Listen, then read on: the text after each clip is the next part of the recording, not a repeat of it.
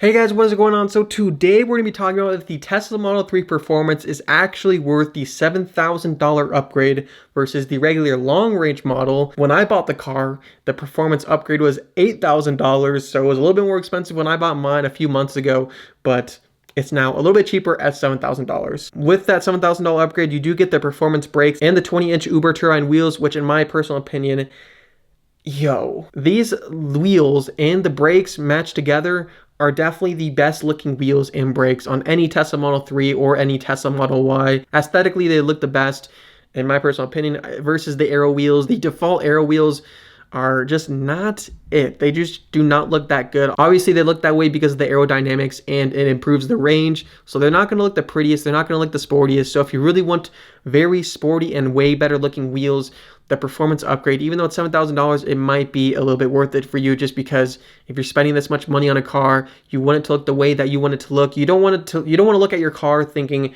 wow, that really just does not look good.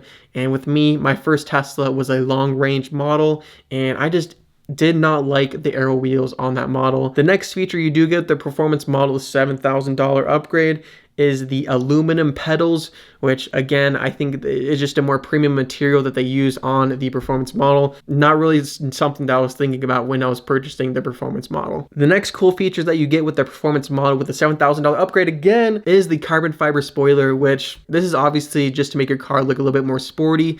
It doesn't really add any features. I don't really think so, at least. It might add a little bit of aerodynamic improvements with the car, but it's kind of just to make it look a little bit more sporty, a little bit better. For me, I was not even really thinking of the carbon fiber spoiler when I was purchasing the Tesla Model 3 Performance. Like, if my spoiler was removed tomorrow, I probably wouldn't mind, honestly. So my very first test drive of a Tesla was actually the Performance model, and after that I fell in love with it and I was super addicted to it. But now 3 years later, I purchased the Performance Tesla Model 3 2022. I've had the car for about 3 months now, or 3.5 months now. Have about over 8,000 miles already on it. So yeah, I do drive a lot. It's been great. I have to say, it's been really, really good. I really do appreciate the car, and I'm glad that I went with the Performance model.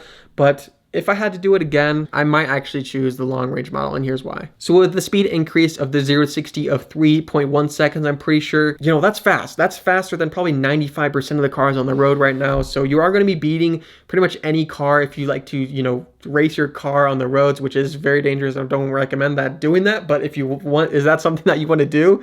Obviously, you're going to beat pretty much any car that you run into, unless you run into like a Lamborghini, Ferrari, a sports car, or a Tesla Model S Plaid. You'll lose, but like any other car on the road, you have a good chance of winning. So if you're looking for a car that's just going to beat pretty much any car on the road, this one might be worth it. But for me, honestly, I have gotten used to the speed very, very fast because my last car was a 4.20 to 60. Pretty similar, but it's kind of just like the same thing. I got used to the speed, I got used to the acceleration, and I wanted more. That's one of the reasons why I got the Performance, because I got so used to the speed on the long range. The same exact thing's happening with this one. Like, I'm already used to it. I'm already used to the 3.10 to 60.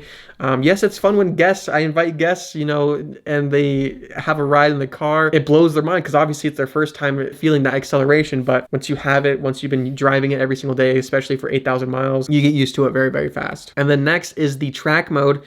This is one of the main features that I was really waiting for, because I've never drifted a car before, and I was thinking I really just wanted to try to do this feature, and the first time I did it was an absolute blast. I had so much fun. All right, let's do it one more time.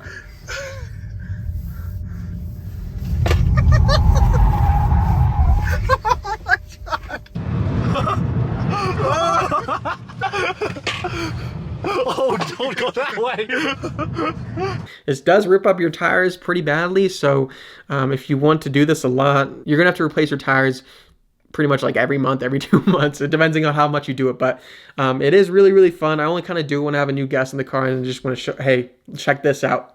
Turn on drift mode, have a blast, and that's pretty much it. So it is fun, but again, $7,000 for that is it's kind of expensive for that feature. And then obviously these sporty features and looks of the car, like I said earlier, this is definitely the best looking Model 3 that you can buy right now, just stock at least. The wheels, the brake calipers, and the spoiler make it look super, super sporty, and it makes it look a lot cooler and a lot more attractive than the Model 3 long range or the standard range.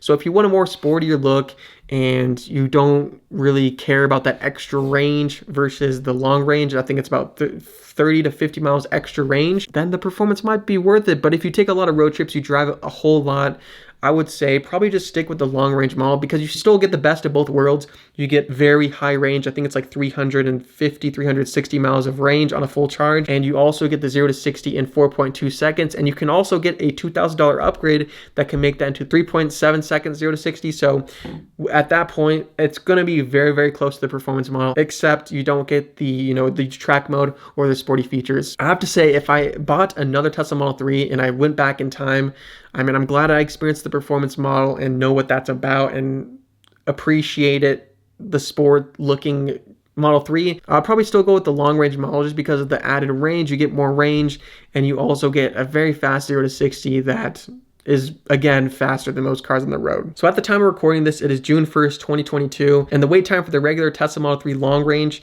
is it's a lot more than the performance model. So if you really need a car as soon as possible or have been waiting to get one for a really long time and you just want to get one as soon as possible, if the $7,000 price doesn't hurt too bad, I'll probably just get the performance model just because you get it so much faster. But if you can wait a few months, I would honestly recommend getting the long range just because you get used to the speed. Track mode's fun, but it rips up your tires. You're gonna have to replace your tires and that's not gonna be fun.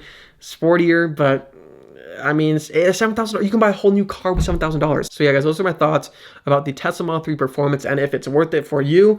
For me personally, like I said, I'll probably go with the long range again. If the wait times were exactly the same, probably would just go with the long range and save $7,000. But if you want that sporty look, if you want that little bit faster 0 to 60, if you want to beat a little bit more people on street racing, then go with the performance model. So yeah, guys, let me know down in the comments below which one you guys are gonna decide on getting. But yeah, guys, that's pretty much it. Thank you guys for watching. I'll see you guys in the next video. Peace.